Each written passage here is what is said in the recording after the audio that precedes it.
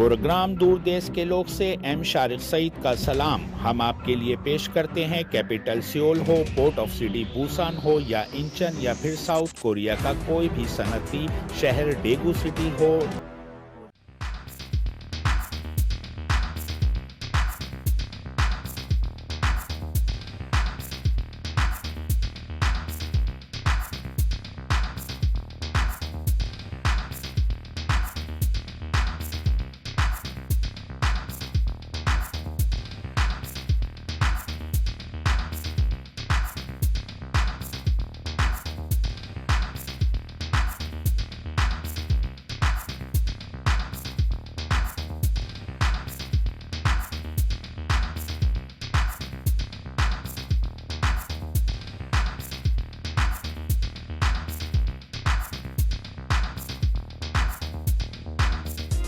South Korea سے دور دیش پروگرام کے ساتھ ایم شارق سعید کا سلام. ناظرین، آج ہم آپ کی ملاقات کرا رہے ہیں صحافت سے وابستہ ایک ایسی شخصیت سے جنہوں نے 80 کی دہائی میں اپنی تعلیم کے ساتھ ساتھ پرنٹ میڈیا میں قدم رکھا اور پاکستان کے انگریزی اخبار دی نیشن سے اپنے کام کا آغاز کیا. اس کے بعد جب پاکستان میں جنگ گروپ نے انگریزی اخبار دی نیوز نکالا تو یہ اس کے شروعاتی دور سے اس سے منسلک ہوئے. اس کے بعد مجھے یاد پڑتا ہے 1990 اور 91 میں جب گلف کی جنگ بند ہوئی تو کویت کو جب دوبارہ کہہ لیجیے اس کی تعمیر نو شروع ہوئی تو یہ گلف کا ایک بڑا اخبار ہوا کرتا تھا اس ٹائم، کویت ٹائمز. تو یہ اس کے ساتھ منسلک ہوئے اور اس میں انہوں نے کئی برس کویت ٹائمز میں بھی کام کیا. اور اس کے بعد یہ پاکستان آ گئے اور پاکستان آنے کے بعد انہوں نے کچھ انگریزی جرائد سے بھی وابستہ رہے، لیکن انہوں نے اس کے بعد ایک بھرپور پرواز بھری 2000 میں، اور وہ پرواز تھی بی بی سی اردو کے لیے. ناظرین اکرام، یہ وہ وقت تھا جب bbc-urdu.com کا آغاز ہو رہا تھا اور مجھے یاد پڑتا ہے اس وقت bbc-urdu.com کے شروع کے لوگوں میں عمر آفریدی، محترمہ عروج صاحبہ اور میرے آج کے مہمان عارف شمیم تھے. ناظرین، کم و بیش عارف شمیم 20 سال سے بی بی سی اردو سے وابستہ ہیں اور ہم انہیں بی بی سی اردو کے حوالے سے زیادہ جانتے ہیں، اور آج ہم نے ان سے گزارش کی اور انہوں نے اپنا ہمیں وقت دیا قیمتی. تو بہت بہت شکریہ عارف شمیم صاحب آپ کا. سب سے پہلے تو آپ ہمیں یہ بتائیے کہ آپ نے تقریباً اب تک کی صحافتی زندگی کا آدھا حصہ پاکستان میں گزارا اور اس سے کچھ زیادہ حصہ پاکستان سے باہر گزارا. تو آپ نے کہاں بہتر انداز میں عوام اور سماجی مسائل پر بات اور کام کرنے کو آسان سمجھا؟ اور یقیناً آپ ملک سے باہر پہلی دفعہ کویت میں گئے تھے اور آپ نے واقعی ہی وہ اس وقت کویت میں برے حالات تھے اور اس سخت اور کٹھن وقت کے اندر آپ نے کویت اخبار کو اپنی ٹیم کے ساتھ، یا اس ٹیم کا آپ حصہ تھے جس نے ایک بار پھر کویت ٹائمز کو اٹھایا. تو یہ آپ کا کیسا تجربہ رہا؟ تو اس کے بارے میں ہمیں ذرا بتائیے. پہلے تو شارق صاحب آپ کا بہت بہت شکریہ، آپ نے یہ وقت نکالا اور میرے انٹرویو کے لیے آپ نے مجھ سے کانٹیکٹ کیا. دوسری بات جو آپ نے پوچھی ہے، آپ کے سوال کا جواب آپ اسی میں ہی ہے، بیسیکلی آپ کے سوال میں ہی، کہ میں نے اپنی زندگی کی آدھی سے زیادہ جو پروفیشنل لائف ہے وہ میں نے ملک سے باہر گزاری ہے، پاکستان سے باہر. اور پاکستان میں کام کیا، لیکن زیادہ کام، آدھی سے زیادہ کیا، تقریباً 3/4 میں نے باہر کام کیا. تو ہر جگہ کا ایک اپنا مزہ ہے پاکستان میں کام کرنے کا.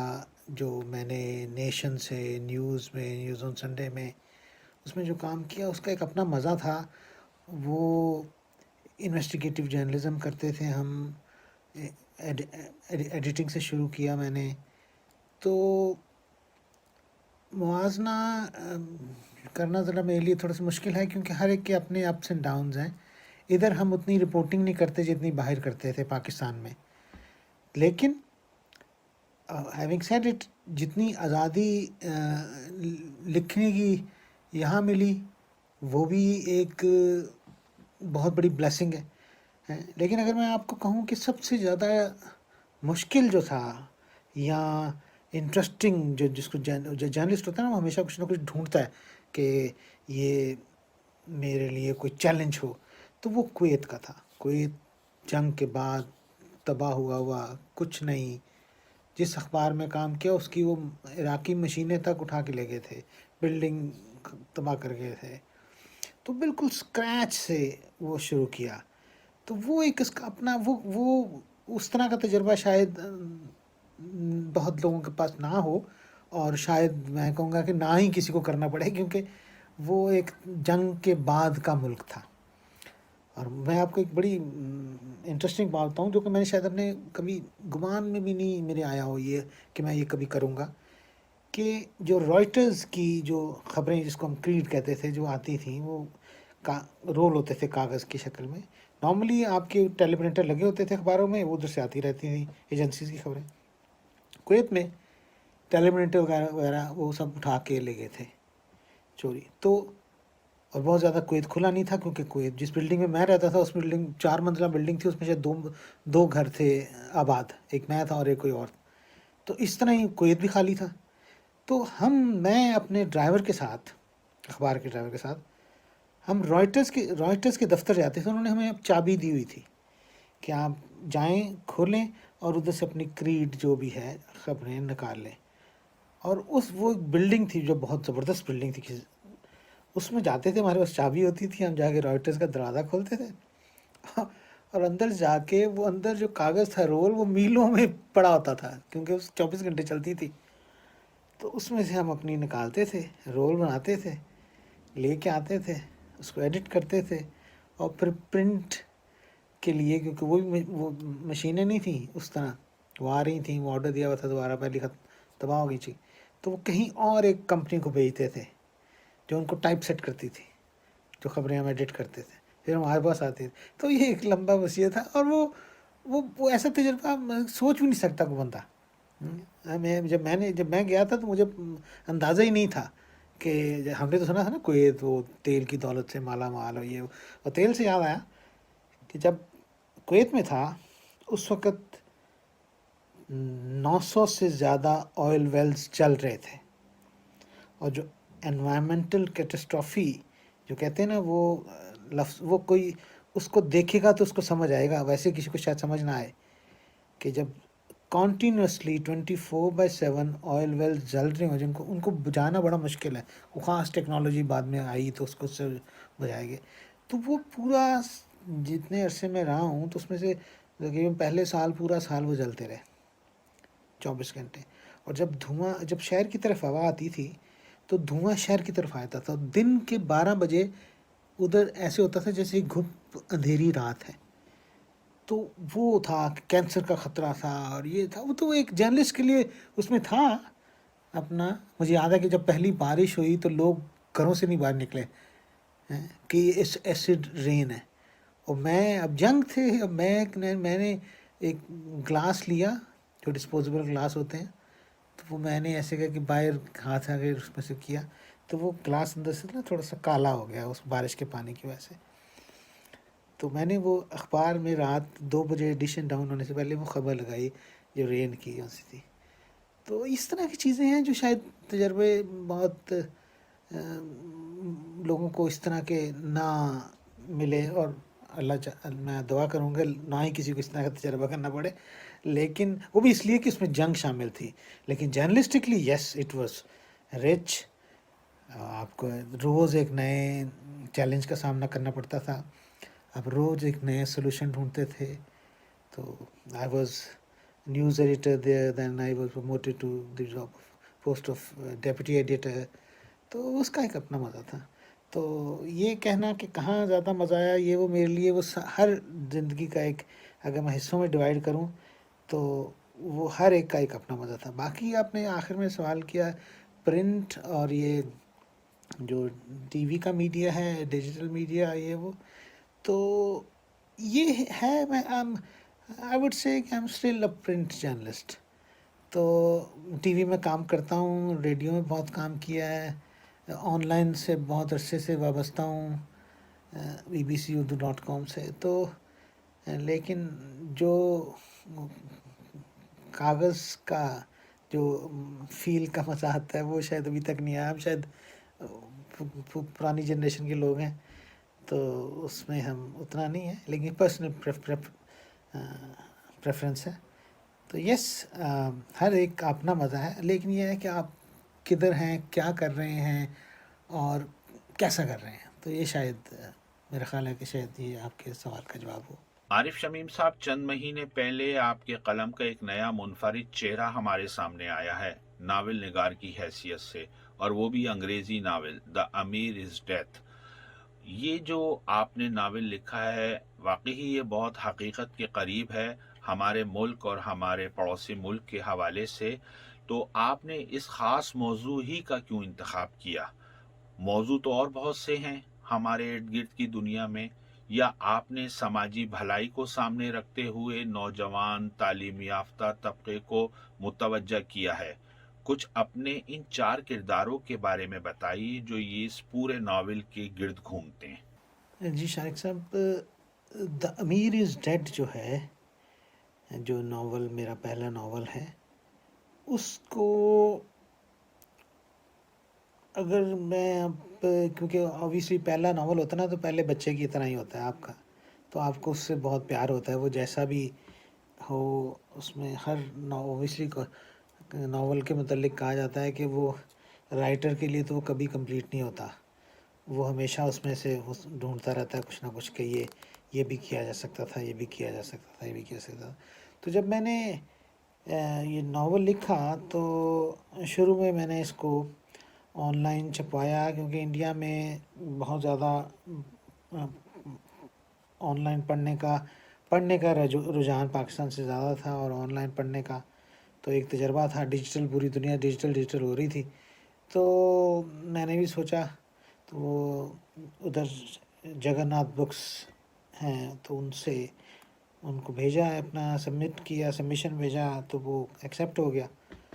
تو وہ اس طرح ادھر چھپا. یہ 2017 کی بات ہے، لیٹ.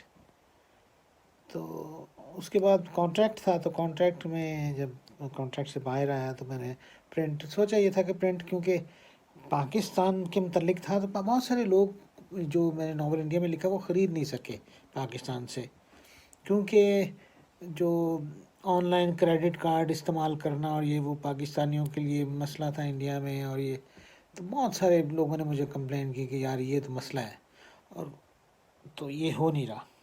تو ڈس اپوائنٹمنٹ تھی کہ جن لوگوں کو پڑھنا چاہیے تھا انہوں نے نہیں پڑھا، جن کے متعلق تھا انہوں نے نہیں پڑھا، اور I wanted it to be read in Pakistan. So next جو تھا وہ میں نے کچھ اور نہیں سوچا، میں نے سیدھا یہی سوچا کہ پاکستان میں اس کو چھپواتا ہوں. تو آئی میٹ اے پبلشر ان پاکستان، وہی اگریڈ، تو وہ ادھر چھپا. تو بہت زیادہ تعداد میں نہیں چھاپا شروع میں، لیکن جو اچھی جو حوصلہ افزا بات تھی وہ یہ تھی کہ یہ پہلے مہینے میں ہی یہ بک گیا، سولڈ آؤٹ. تو یہ اچھی بھی ہے بری بھی ہے، کیونکہ لوگ اب پوچھتے ہیں کہ ناول خریدنا ہے تو ناول نہیں ملتا. تو وہ پبلشرز نے جب بات ہوئی تھی لاسٹ، انہوں نے کہا تھا کہ ہم اپنا اس کے سیکنڈ ایڈیشن کے متعلق بات کریں گے. تو کیونکہ کووڈ کی وجہ سے ہر چیز ڈیلے، یہ کرونا وائرس کی وجہ سے نہ میں پاکستان گیا جب ناول آیا، نہ اس کو لانچ کیا ادھر، اس طرح آن لائن ہی کیا. تو یہ ہے. تو باقی جہاں رہ جاتی ہے اپنا بات اس کے کریکٹرز کی، تو کوئی بھی، پہلے تو یہ کہوں گا کہ کوئی بھی جو ناول ہے وہ جتنا مرضی ہم اس کو فکشن کہیں، وہ معاشرے کی ہی عکاسی کرتا ہے کسی نہ کسی طریقے سے. تو یہ فکشن ہے، لیکن کیونکہ ہم پچھلے بہت عرصے سے، اب تو کہوں گا افغانستان کی جب سے وار ہے اسی سے ریلیٹڈ ہی میں تو یہ کہہ دوں گا سارا، کہ کئی دہائیوں سے ہم یہ کسی نہ کسی فرنٹ پہ کوئی نہ کوئی جنگ لڑ رہے ہیں. تو افغانستان میں افغان، اور پھر مہاجرین ادھر آئے، اور پھر مجاہدین ہو گئے، تو یہ سارا مجاہدین کے بعد یہ طالبان اور سارا، تو یہ تو ہم نے دیکھا ہے، اور ہم یہ نہیں کہہ سکتے کہ یہ بارڈر سے پرے کی جنگ تھی، نہیں۔ اور اس کے بعد جب یہ ایک تحریک کی شکل اختیار کر گئی، تو اس میں پھر پاکستان تو زد میں تھا ہی پہلے، لیکن پھر زیادہ بری طریقے سے آ گیا، اور اس کا نقصان اندر عوام کو، لوگوں کو ہونے لگا۔ تو وہ ہر ایک کا نقصان تھا، وہ چاہے ڈائریکٹلی افیکٹ ہوا ہو یا نہ ہوا ہو۔ تو میرے ناول کے جو کردار ہیں، جتنے بھی کردار ہیں، وہ اسی کی پیداوار ہیں۔ تو اگر عام میں بتاؤں کہ اس میں 4 مین کردار ہیں۔ ایک امیر نصرت ہے جو کہ پروٹیگنسٹ ہے اور جس پہ بیسڈ ہے ناول، اور باقی 3 اس کے آپ باڈی گارڈز کہہ لیں، یا اس کے ایسے بندے جو کسی نہ کسی وجہ سے انفلوئنس ہو کے انہوں نے اپنے آپ کو خود کش بمباروں کے طور پہ پیش کیا، جس طرح وہ ان کو یہ بتایا یہ گیا تھا کہ یہ جہاد ہے، اور اس میں اپنی زندگی وقف کرنا اور سب کچھ چھوڑ دینا، یہ بہت زیادہ یہ ایک ثواب کا کام ہے۔ اب جس طرح ہر کوئی زندگی میں اپنی چوائسیز بناتا ہے، اور یہ ہم سب، یہ نہیں ہے کہ صرف یہ 4 کردار تھے، ہم سب، ہمارے پاس آپشن ہوتا ہے کہ ہم نے کیا چوز کرنا ہے کئی دفعہ، ٹھیک ہے؟ کئی دفعہ فورس بھی ہوتی ہیں چوائسیز، لیکن پھر بھی ہمارے آپشن ہوتا ہے، میں یہ انسسٹ کروں گا کہ یہ، تو انہوں نے یہ چوز کیا کسی نہ کسی وجہ سے۔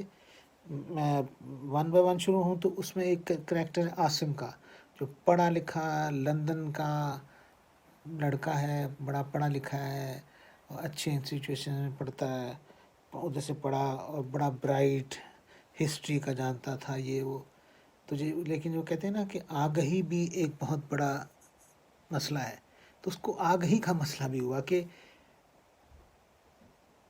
جو گلف وار ہو رہی تھی، تو اس کو یہ لگا کہ یہ زیادتی ہو رہی ہے بہت، بلکہ جو کہ آبویسلی کوئی بھی باشعور آدمی کہے گا، لیکن جو اس نے طریقہ اس نے اس کو ڈھونڈا اس زیادتی کا ازالہ کرنے کے لیے یا اپنا کنٹریبیوٹ کرنے کے لیے، اس نے وہ انسٹیڈ آف اویئرنیس اس نے سوچا کہ میں اگر اپنی جان اللہ کے لیے سیکریفائس کروں گا تو وہ بھی ایک میری طرف سے ایک حصہ ہوگی۔ تو یہ اس کی کانٹراڈکشن اس کی پرسنالٹی میں تھی۔ تو کانٹراڈکشن اب کیونکہ فکشن میں آپ کے پاس چیز ہوتا ہے کہ آپ کسی، جو کہتے ہیں نا، آپ اتنی لبرٹی ہوتی ہے کہ آپ کچھ بہت ساری دوسری چیزوں کا بھی سہارا لیتے ہیں۔ تو میں نے اس کی کانٹراڈکشن اس کے کریکٹر کو ڈیولپ کرنے کے لیے اس کی وہ دکھائی ہے، اس کی اور اس کی بیوی کی بھی، تو جو کہ اکثر اگر آپ نے پڑھا ہے ناول تو اس میں وہ خطوط کی شکل میں آتی ہے کہ ان کو سمجھ نہیں آ رہا دونوں میاں بیوی کو کہ صحیح کیا ہے، ان کے لیے صحیح کیا ہے۔ وہ جو یہ کر رہے ہیں وہ اسے بھی غلط سمجھتے ہیں کسی نہ کسی لیول پہ، لیکن وہ اب اس کی بیوی نے اس کو اجازت دی ہے، اور وہ ادھر اپنے آپ کو جہاد کے لیے، تو اس کو یہ لگا کہ افغانستان، وزیرستان پاکستان کا ایک ایسا علاقہ ہے جہاں پہ یہ اس کی جو کاز ہے وہ اس کو ایک وہ مل سکتی ہے، ایک جس کو کہتے ہیں نا اگنائٹ ہو سکتی ہے اس کو، اور وہاں سے وہ شروع کر سکتا ہے۔ پاکستانی اوریجن کے اس کے پیرنٹس ہیں، تو یہ اب ناول پڑھیں گے تو باقی ہے۔ تو یہ ایک ہے عاصم۔ دوسرا ایک ہے جو ازبک ہے، وہ اس کا نام ہے یاشر۔ اب جو نام بھی میں نے یہ جب رکھے تو یہ اگر ان کی آپ ترجمے دیکھیں، ناموں کے مطلب دیکھیں، تو وہ کریکٹرز کو بھی بتاتے ہیں۔ تو یاشر جب آیا تو وہ بھی ایک پڑھا لکھا ہے، فرغانہ ویلی کا ایک لڑکا تھا جوان، جو کہ کسی نہ کسی طریقے سے اس میں آپ اس کو کہہ لیں کہ جو سوویت انفلوئنس ہے وہ ابھی تک، یہ سینٹرل ایشین جتنی بھی ریاستیں ہیں ان پہ ابھی بھی وہ ہے، جو ان کے ساتھ ظلم ہوا، جو جبر ہوا، جو مذہب کو اپنا روکنے، کمیونسٹ دور میں مذہب پہ جو پابندیاں تھیں، تو وہ سارا بھی کسی نہ کسی طریقے سے جو ایک دباؤ ہے وہ معاشرے میں وہ نظر آتا ہے کسی نہ کسی لیول پہ. تو وہ بھی اسی کی ایک پیداوار تھا جو کہ ایک مفتی کا بیٹا ہے. اب یہاں پہ بھی آپ کو میں جو کہہ رہا ہوں نا کہ وہ جو ایک اس جبر کے بعد کا ایک ہے وہ ایک دور ہے. تو وہاں جب وہ اس کو ادھر کسی نہ کسی طریقے سے ایسے حالات کا سامنا کرنا پڑتا کہ اس کو بھاگنا پڑتا ادھر سے، کیونکہ وہ اگر نہیں بھاگے گا تو مار دیا جائے گا، کیونکہ وہ مفتی کا بیٹا ہے. تو اب وہ ادھر سے بھاگتا ہے اور پھر ہوتے ہوتے وہ کسی طریقے سے وزیرستان پہنچتا ہے. تو اگر آپ اس کو کیوں اس پہ کوئی بھی کہیں کسی ملک کا بھی ہو سکتا تھا، تو اس کی بھی ایک بیک گراؤنڈ ہے. وہ یہ ہے کہ یہ جو میں نے ریسرچ کی یا میں جو اپنا آفیسر سے ملا آرمی کے اور جو باقی لوگ تھے، تو انہوں نے مجھے یہ بتایا کہ جو بہت ہی نڈر جنگجو ہے نا وہ ازبک ہیں. بلکہ ایک آرمی افسر نے یہ کہا کہ یہ صرف ان کو آرڈر ملتا ہے اور یہ کسی بھی طریقے سے اس کو پورا کرنے کے لیے نکل پڑتے ہیں. یہ صرف ان کے پاس چاہے کوئی بڑا اسلحہ ہو یا نہ ہو، صرف ایک چاقو کے ذریعے یہ چوکی تباہ کرنے پہ راضی ہو جاتے ہیں. تو یہ تھے. اب وہ کیونکہ وہ اب اسلامی طرز حکومت لانا جو تحریکیں ہیں وہ کئی لانا چاہتی ہیں، تو وہ سمجھتے تھے کہ یہ اگر ہم اسلامی وہ لے کے آئیں گے تو مسائل کا حل ہو جائے گا. تو حالانکہ وہ جس سچویشن کی وجہ سے وہ اس میں آئے وہ سچویشن اور ہے، اس کا کوئی اسلامی نظام سے کوئی تعلق نہیں ہے. تو لیکن جب وہ آگے تو وہ اب جب آپ دیوار کے ساتھ لگے ہیں تو پھر آپ کے پاس آپشنز کم ہو جاتے ہیں. اسی طرح ہی ایک لڑکا ہے عاصم جو پنجابی ہے. اب جو پنجابیوں کے متعلق یہ بہت زیادہ کہا جاتا ہے کہ بہت سارے سوئسائڈ بامبرز پنجاب کے مدرسوں سے لیے جاتے ہیں، اور یہ ہم نے دیکھا بھی ہے جو پکڑے بھی گئے ہیں. تو وہ ہے. اب اس کا بڑا ایک سمپل سا مسئلہ ہے، وہ ایک وڈیرے کی ناجائز اولاد ہے. اب وہ جب بڑا ہوتا ہے تو اس کو ایسے لگتا ہے کہ میں نے، کیونکہ اس نے اپنے باپ کو دیکھا نہیں، تو اسے اپنے باپ پہ بہت غصہ ہے. تو وہ ہر ایک اس کو لگتا ہے کہ میں ماروں گا لوگوں کو، تو اس سے مجھے وہ سمجھ لیں کہ جب ہر بندے کو جس کو مارتا ہے اس کو لگتا ہے کہ میں اپنے باپ کو مار رہا ہوں. تو ہر امیر آدمی کو، خوش آدمی کو جو ذرا خوش ہے اور کچھ بھی کسی بھی طریقے سے، تو وہ اس طرح انوالو ہو جاتا ہے. باقی امیر نصرت ہے. امیر نصرت کا بھی بڑا سا وہ ایک پشتون ہے، اور پشتون کے اپنی رسم و رواج ہوتے ہیں. ان کے پختون ولی جو جانتے ہیں ان کو پتہ ہے کہ وہ ہے کہ جب ایک ان کے اپنے کوئی ان ریٹن کوڈس ہیں. تو اس نے بڑا سمپل سا ہے، اس نے اس کی اپ برنگنگ تو اس طرح ہی ہوئی، لیکن وہ بھی پنجاب یونیورسٹی کا پڑھا. لیکن اس کو ایک وقت آیا کہ اس کو ڈیسائیڈ کرنا پڑا کہ میں نے کس کے ساتھ کھڑا ہونا ہے. اور جب وہ پختون جو ہیں وہ جب کوئی بھی شاید ہوتا ہو، لیکن پختون کے کیونکہ کوڈز ہیں تو اس میں زیادہ اس لیے ذکر کر رہا ہوں.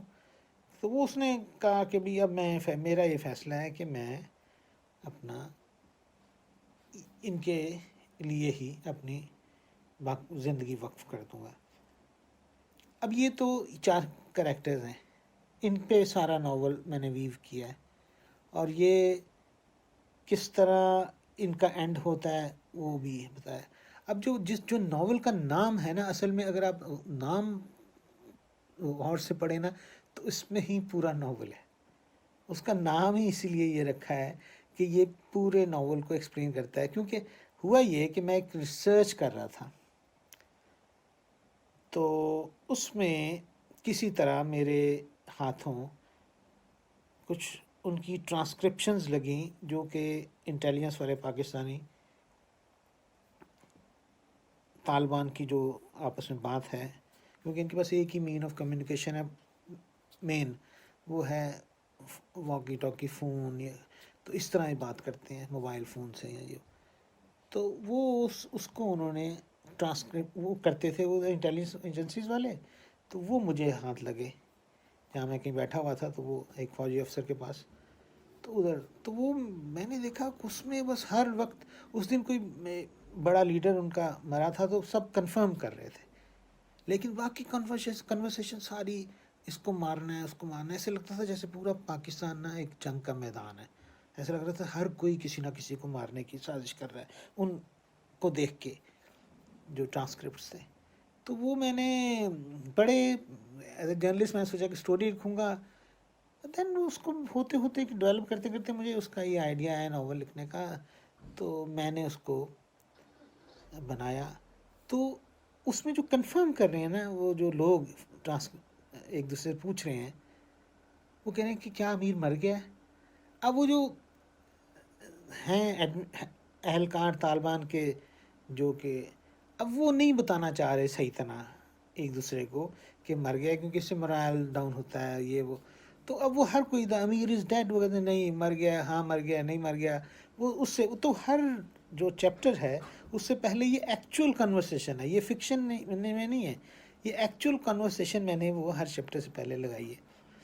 تو وہ اگر پڑھیں تو شاید آپ کو وہ فیلنگ جو میں نے بتائی ہیں اپنی، وہ شاید آپ لوگوں کو بھی پتہ چلے کہ وہ واقعی اس کو دیکھ کے ایسا لگتا ہے کہ بھئی یہ کیا ہو رہا ہے، یہ کون سی دنیا ہے۔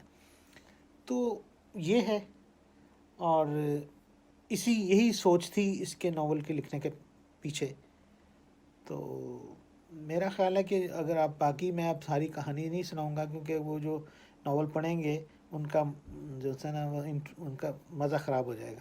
عارف صاحب، انگریزی میں پڑھنے والوں نے ناول تو آپ کا پسند کیا ہی ہے، بہت بڑی اردو پڑھنے والوں کی تعداد اس انتظار میں ہے کہ یہ اردو میں اس کی اشاعت ہو اور ان تک پہنچے۔ آپ کا ناول راولپنڈی میں بھی بڑا دلچسپی سے پڑھا گیا ہے، تو کیا آپ اس کو جلد از جلد اردو میں پبلشنگ اس کی کرائیں گے؟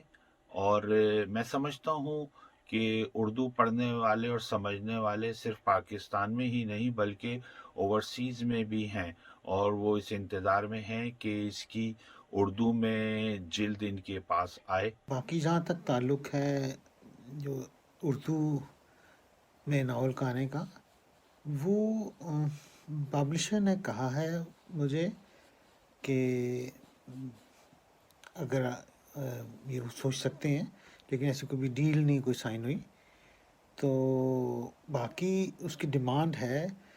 کچھ دن پہلے ایک میری بک لانچ ہوئی تھی تو اس میں افتخار عارف صاحب نے کہا تھا کہ یہ جتنا انہوں نے پڑھا انہوں نے اس کی بڑی تعریف کی، انہوں نے کہا کہ اس کی بڑی اس وقت ہونا چاہیے، یہ اردو کی جو اردو اسپیکنگ پاپولیشن ہے اس کو یہ ہمیں پہنچانا چاہیے، اور کافی لوگوں نے کہا ہے، اور میں امید کرتا ہوں کہ اس پہ کچھ میں پیش رفت ہوگی، اور کوشش کروں گا کہ یہ اردو میں جتنی جلدی ہو سکے آئے۔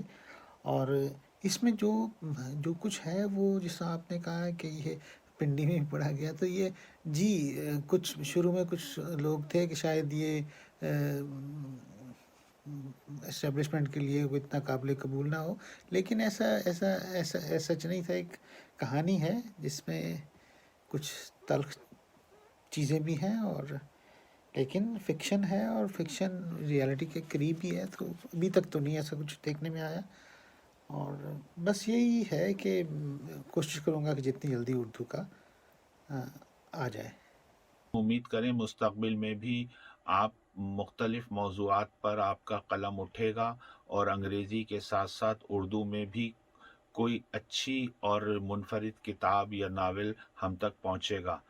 ماشاءاللہ آپ نے ماسٹرز بھی سوشیولوجی میں کیا ہے، اور سماجی مسائل کو اجاگر کرنا آپ بخوبی جانتے ہیں، تو ہم چاہیں گے کہ جناب یہ سلسلہ جاری رہے، اور آئندہ بھی آپ کی کوئی اچھی سی کتاب قاری تک پہنچے یا ناول، لیکن انگریزی کے ساتھ ساتھ اردو میں ضرور آئے، تاکہ یہ بہت سارے خاص طور پہ پاکستان میں رہنے والے لوگوں تک آپ کی تحریر، جو آپ کا ایک منفرد انداز ہے تحریر کرنے کا، وہ ہم تک پہنچے۔ جی جیسا کہ میں نے پہلے بھی کہا ہے کہ اپنی پوری کوشش کروں گا کہ اس کا کوئی اردو ورژن جتنی جلدی ہو سکے آئے، لیکن اس سے زیادہ جتنی آپ لوگوں نے اس کی حوصلہ افزائی کی ہے میرے اس ناول کی، تو اس حساب سے میرا تو ہے خیال کہ اس کی تو ٹرانسلیشن والی کاپی تو آئے گی جب بھی، اور اردو میں لکھا جائے. ہاں، انگلش میں تو ہے ہی، وہ تو میں کمفرٹیبل ہوتا ہوں، لیکن اردو میں ناول لکھا جائے. اور جو ذرا کوشش یہ کروں گا کہ تھوڑا سا ہٹ کے ہو، جس طرح میں نے یہ کوشش کی کہ اس ٹاپک پہ لکھوں جس پہ بہت کم لکھا گیا، خاص کر وزیرستان پہ فکشن میری نظر سے نہیں گزرا تھا جب میں نے لکھنا یہ شروع کیا.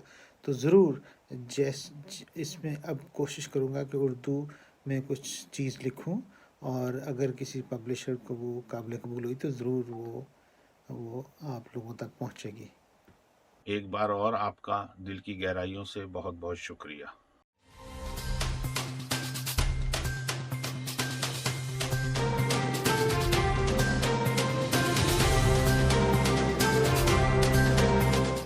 او پی ٹی وی کی فخریہ پیشکش، دنیا بھر میں آباد پاکستانیوں کی ترقی و کامرانی پر مبنی پروگرام. پاکستان کو ترقی کی راہ پر گامزن کرنے کے لیے دنیا بھر میں پاکستانی متحرک اور تیار. دنیا بھر کے ملکوں میں پاکستانی کا ان کی ترقی میں حصہ دیکھیے. بین الاقوامی منظر میں پاکستانیوں کا سماجی، سیاسی، تجارتی اور مذہبی امور میں بھرپور کردار.